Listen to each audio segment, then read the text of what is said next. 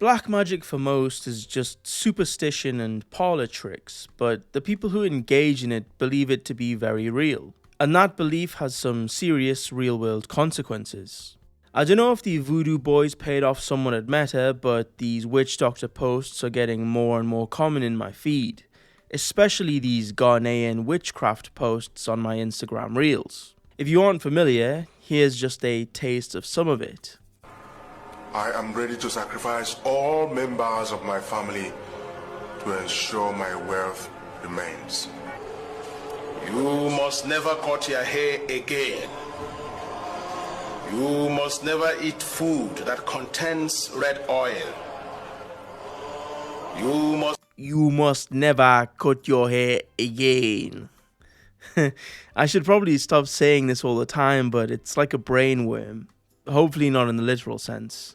Anyway, I thought it would be interesting to look at the still vibrant and thriving business and practice of voodoo and black magic. I've decided I'm going to split the continents and maybe make a video on each separately, but first we're going to start with Africa and a simple one, that is bulletproofing. This is like a super common magical power / belief that's found in a lot of places in Africa, like the cannibal warlords of Liberia, who would sacrifice children to make bullets phase through their soldiers, also children, to the everyday sorcerer in Nigeria, where not even 2 years ago someone was killed by a failed bulletproofing ritual. But no, we're going back about 120 years to the Maji Maji rebellion, which was an uprising of the native population in German East Africa as a direct response to the harsh taxes being imposed on them. To begin with, I'll just show you the scorecard, and yeah, that's a pretty insane KD, I'm not going to lie. About 100 German army soldiers and 300 mercenaries to the up to 300,000 lost on the rebel side. To understand why this rebellion was so heavily one-sided, you need to understand the spiritual man and magician Kinje Kitile Ngwale. It's said that in 1904 he was possessed by the snake spirit Hongo and began to call himself Bokoro. He became a legend in the land and developed the belief that the people of East Africa were called on by God to eradicate the Germans. To help them in their quest, Bokoro developed this war medicine, which was a blend of water, castor oil and millet seeds, locally known as Maji, hence the name of the rebellion. He told his followers that drinking this water blend would make the German bullets turn to water as it touched their bodies, making them bulletproof. The rebellion started in July 1905 and was mostly just raids on farms. Then a week later, Bokoro was captured and hung, which you might have thought would be the end of the whole rebellion, but at his execution he proclaimed that he had distributed his magic bulletproof potion to the people and as a result became a martyr for the cause, which massively helped the war effort, leading to more and more attacks and raids, including the killing of 5 missionaries. If you want me to sum up the rebellion, it was mostly just these small skirmishes where the rebels attack, the Germans wheel in a machine gun, the rebels scoff at said machine gun, and then the rebels get massacred. And this cycle then repeats in a different part of the land.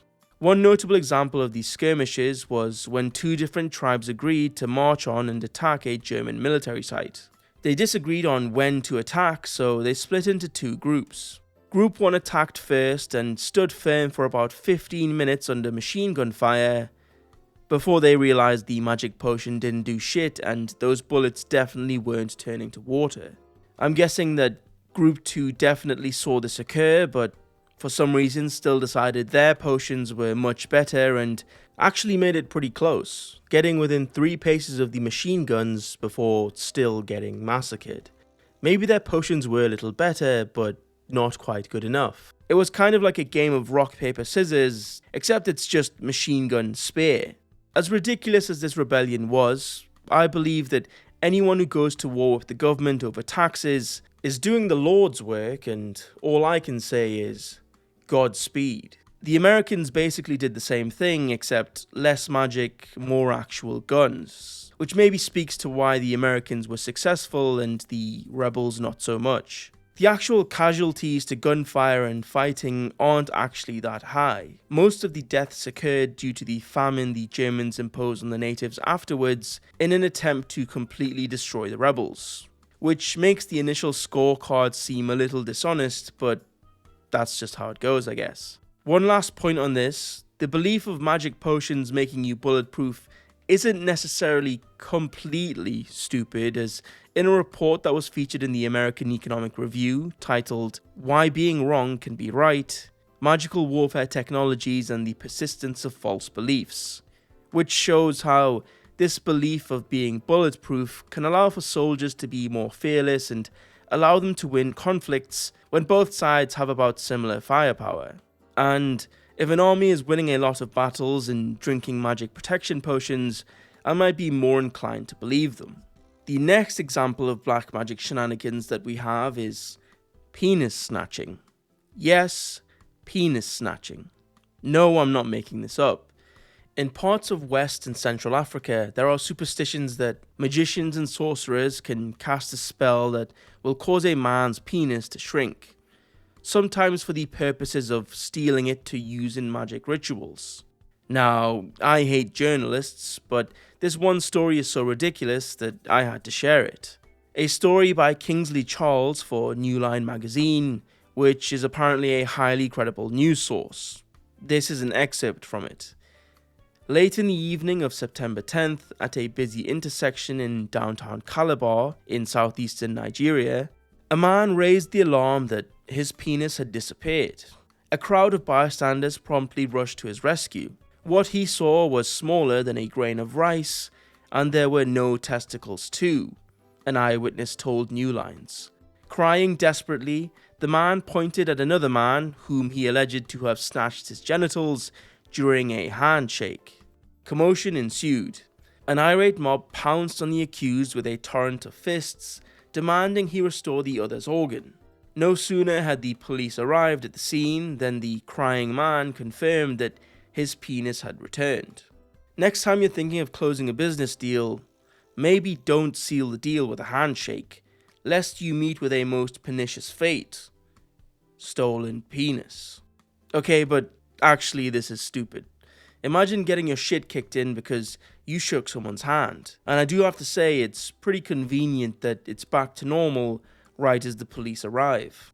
But that just goes to show how widely held these beliefs are, and that penis snatching is a serious fear that a lot of people in this region have. This report wasn't even that long ago, it was in 2023.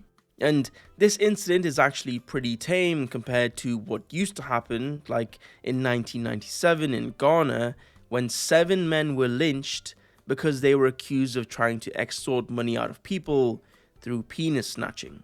It also happened in 2008 when another separate mob of people tried to lynch a bunch of sorcerers for the same crime. Apparently, at the time, major radio stations were warning their listeners to be wary of people in rideshare taxis that wore gold rings as potential penis snatchers. Imagine getting a rideshare and you see this guy to your left.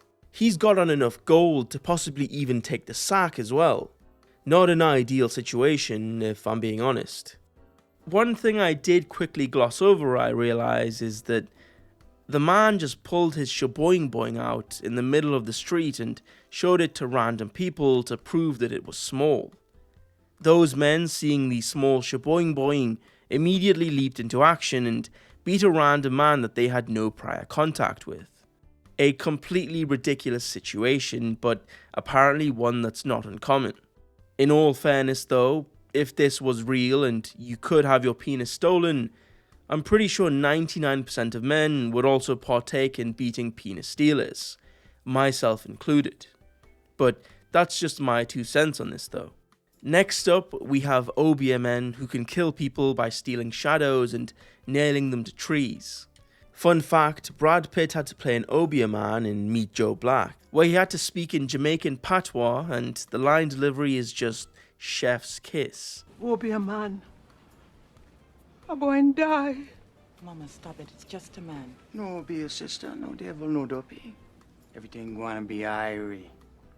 Everything gwine be irie. Almost as good as the Me think me gwan take me own life, Brad Pitt meme.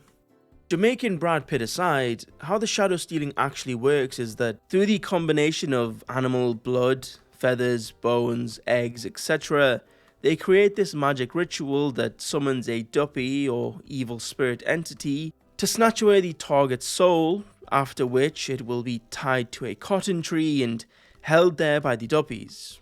Shortly after this, the target will fall ill and die. I feel as though this would be one of the easiest things to disprove. Shadows aren't technically even yours, they're just the absence of light in an area. It would take about all of 2 seconds to prove that you still had your shadow. Anyway, there are Mayal men, who are the spiritual opponents of Obia men, willing to help you reclaim your stolen shadow. For a fee, of course. They'll chant spells and throw eggs and a dead fowl at the cotton tree in order to make the duppies release your shadow and allow it to return to you. The idea of throwing eggs at demons to make them release someone's shadow is quite funny, and if that doesn't work, someone bring in the chicken and the chicken launcher. Obia men and women also like to do a lot of rituals with goats and chickens, which is kind of like the real deal black magic stuff. Not like the Reddit chungus shit that you normally see. Like look at this post in the r/witch subreddit. It reads like excellent satire, but it's 100% genuine. Sorry to be the bearer of bad news, but it's about as effective as photoshopping ice agents into a Dora the Explorer episode and chanting ice no icing. But yeah, that's shadow stealing and Obia. The final one we have is pretty sad actually, but it's not the black magic itself, but the quote-unquote response to it, which I do consider to be part of the shenanigans. Witch finding is a pretty lucrative business. If you can find people who are emotionally distraught and then convince them that all the bad things happening to them are actually someone else's fault, you'll do pretty well. Even better if, for a small fee, you can find and torture that person. Most people would take that offer. Damn good deal. In practice though, you get this small minority of the Pentecostal pastors in Nigeria who, to compete with other churches for attendees, make grand displays and attractions by claiming to be able to detect child witches and conjurers. There seems to be a reoccurring theme with these Pentecostal pastors. First, it was the generational curse. I break every generational curse off of you, off of this whole family, and I detach this family and you. And now this. These claims of being able to find witches and child witches inevitably leads to those same children being attacked, disowned, and sometimes tortured to death, sometimes by the pastors themselves. Between 2000 and 2010, almost 1,000 so-called child witches were killed in just 2 states alone in southern Nigeria. A key leader in these witch hunts is a lady by the name of Helen Ukpabio, who preaches the ideas of defeating witchcraft and the devil. Here's a quote from her book, Unveiling the Mysteries of Witchcraft. Quote, "If a child under the age of 2 screams in the night, cries, and is always feverish with deteriorating health, he or she is a servant of Satan." Seems a bit excessive, I'm not going to lie. I'm not sure what Satan's going to do with a legion of sickly 2-year-olds, but maybe I'm thinking too many steps ahead. These ideas and beliefs that she spreads, some could argue, have directly led to the burnings, maimings, and even deaths of hundreds of children.